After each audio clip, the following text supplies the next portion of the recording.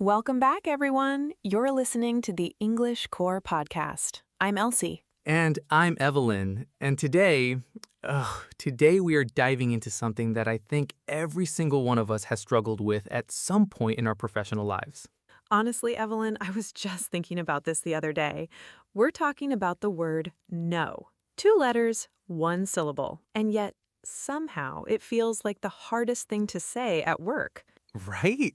Like, it is literally the smallest word, and yet the moment someone at work asks you to do just one more thing, suddenly your brain just completely short circuits. Sure, I can handle that. The classic reflex.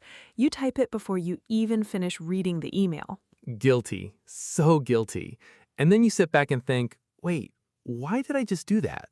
I am absolutely drowning already. And that is exactly what we're unpacking today.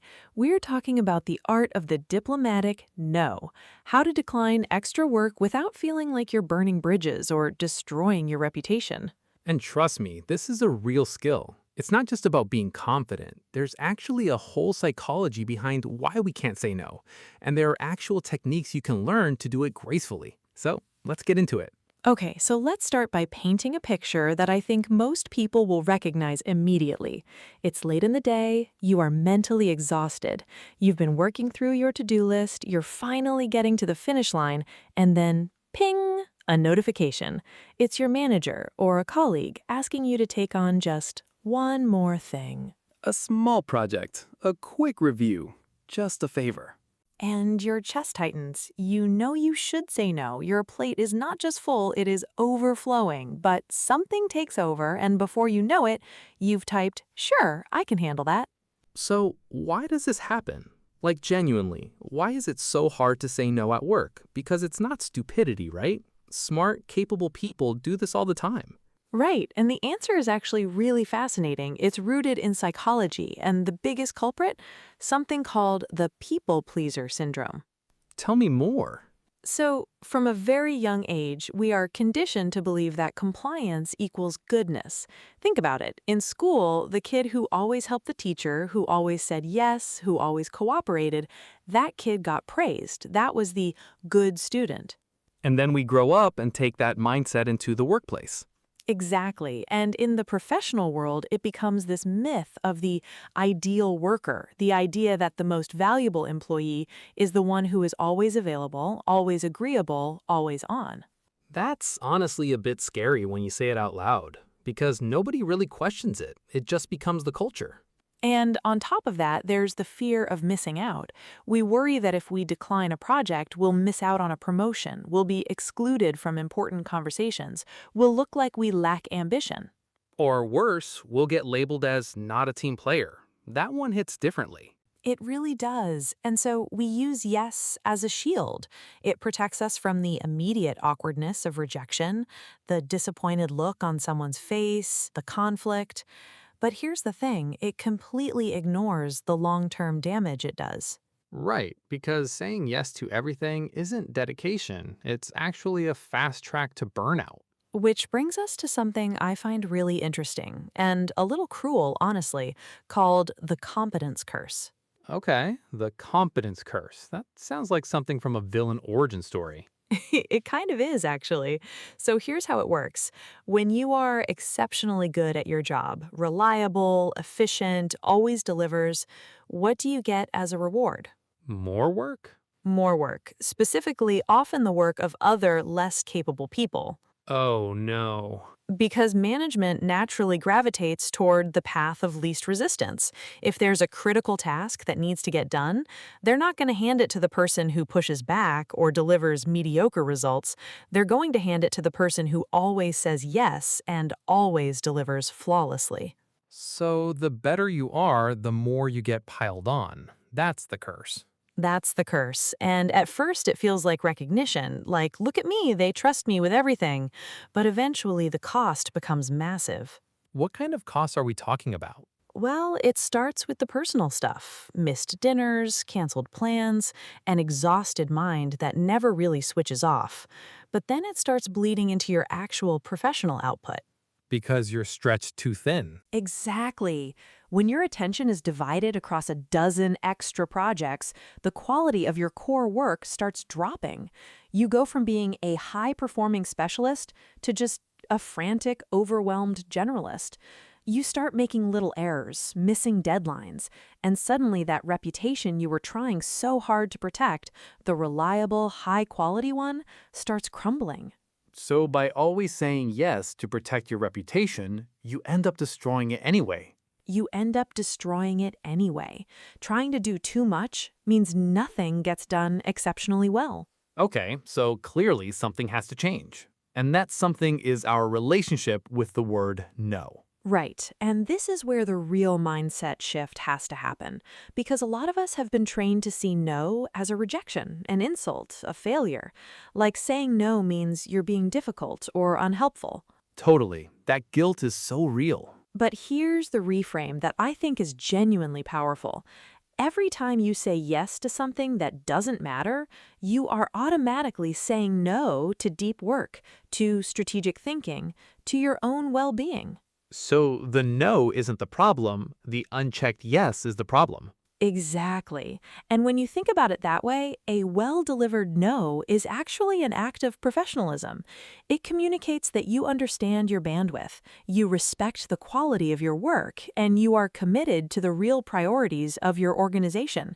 It says, I take my responsibilities so seriously that I will not compromise them by taking on things I can't execute to a high standard. So the diplomatic no isn't about being unhelpful, it's about being honest.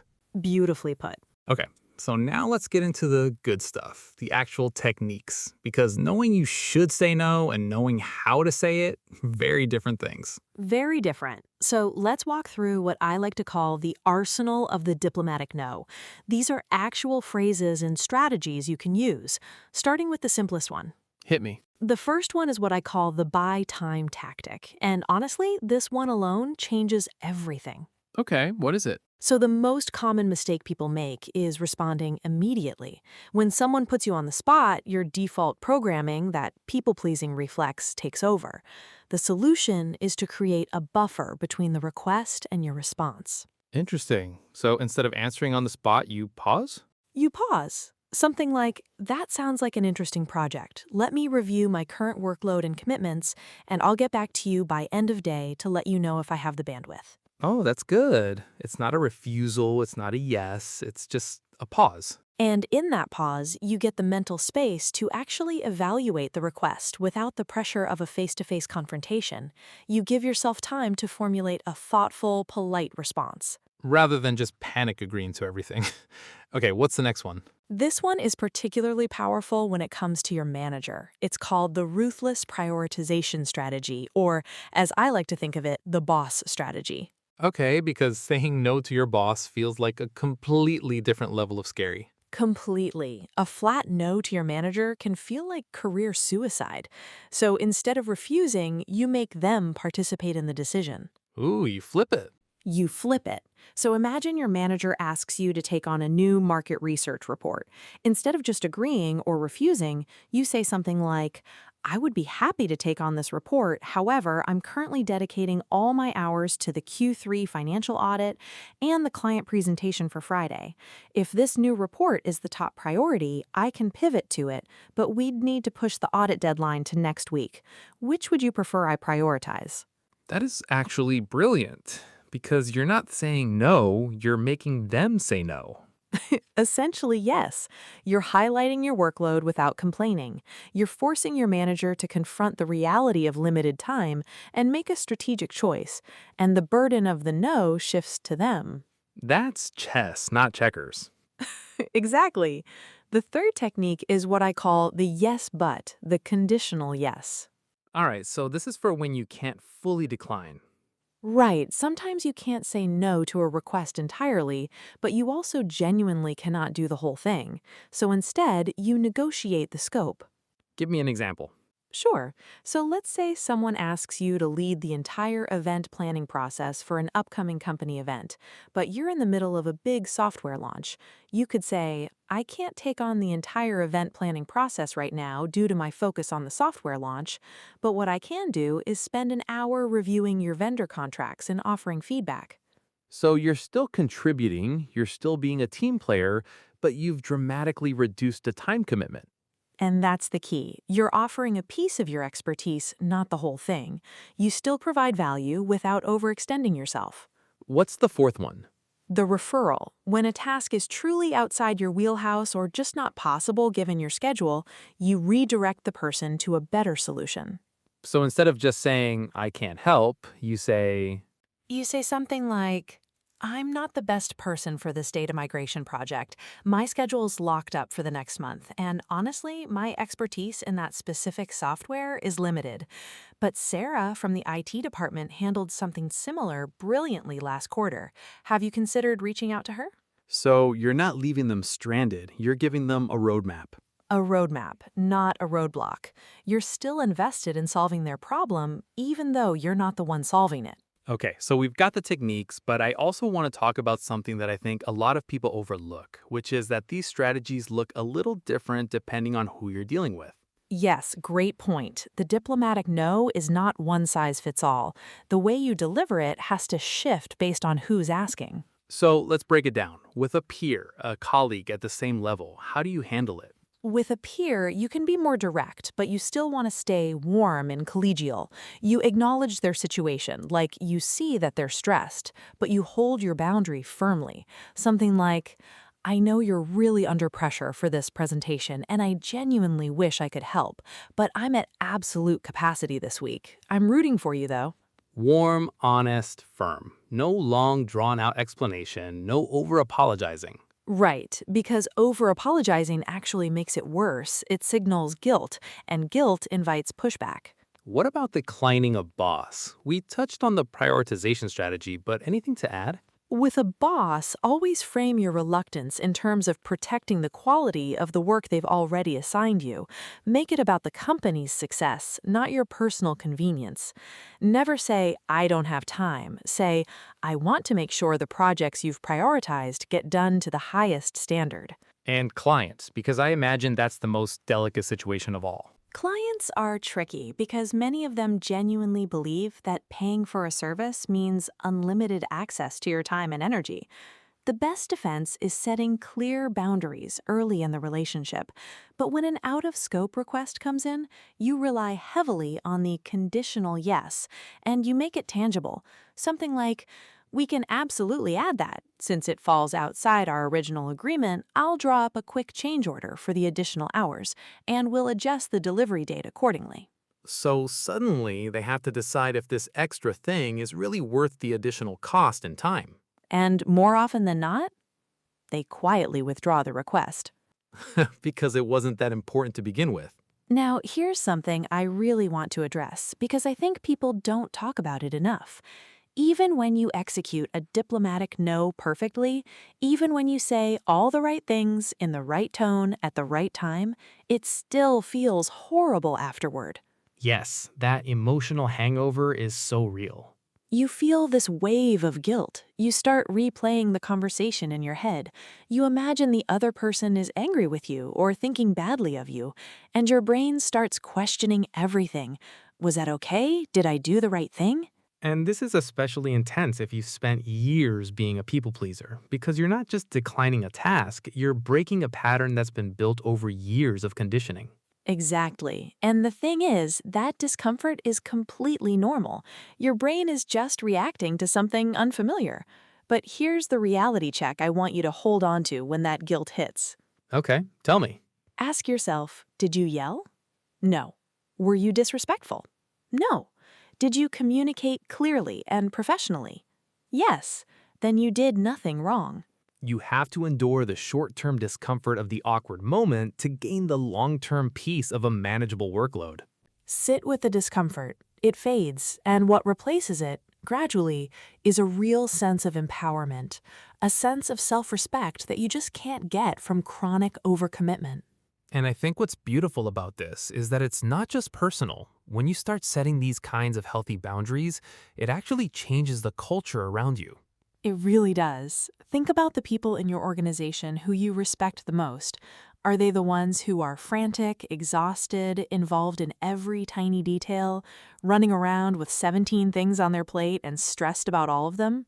Honestly, no. The people I respect most are focused, clear. They know what their priorities are and they protect them. Right. They're not martyrs, they're professionals. And when you start practicing the diplomatic no, something interesting happens. You train the people around you on how to treat you. What do you mean by that? Colleagues start to realize that your time is valuable. They can't just use you as a dumping ground for things they haven't planned well. And so, over time, they start coming to you only with well thought out, genuinely relevant requests. The quality of what lands on your desk actually improves. Exactly. And more than that, by modeling healthy boundaries, you give silent permission to the people around you to do the same. You contribute to a healthier, more sustainable culture for everyone. That's such a ripple effect, isn't it? One person learning to say no gracefully, and it slowly changes the whole environment. So let's bring it all together. In the relentless tide of modern work, where the demands on our time are infinite, but our energy is very, very finite, the ability to say no is not a luxury. It's a survival skill. It's a survival skill. The diplomatic no is a tool of preservation. It's a filter for excellence. It's a marker of real professional maturity. Understanding why we say yes when we shouldn't, learning the tactical phrases of polite refusal, and having the courage to sit with the initial discomfort, these are the things that let you reclaim your time and protect your peace. You do not have to be the office martyr to be a star performer. Say it with me. You do not have to be the office martyr to be a star performer. Protect your time, protect your peace, and watch as your reputation for quality, focus, and integrity grows stronger than ever. All right, that's a wrap on today's episode, everyone. Thank you so much for spending this time with us.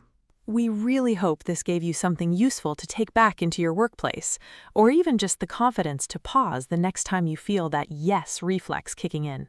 And hey, we want to hear from you. What topic would you like us to cover in our next video? Drop it in the comments below. We read every single one, and your suggestions genuinely shape what we make.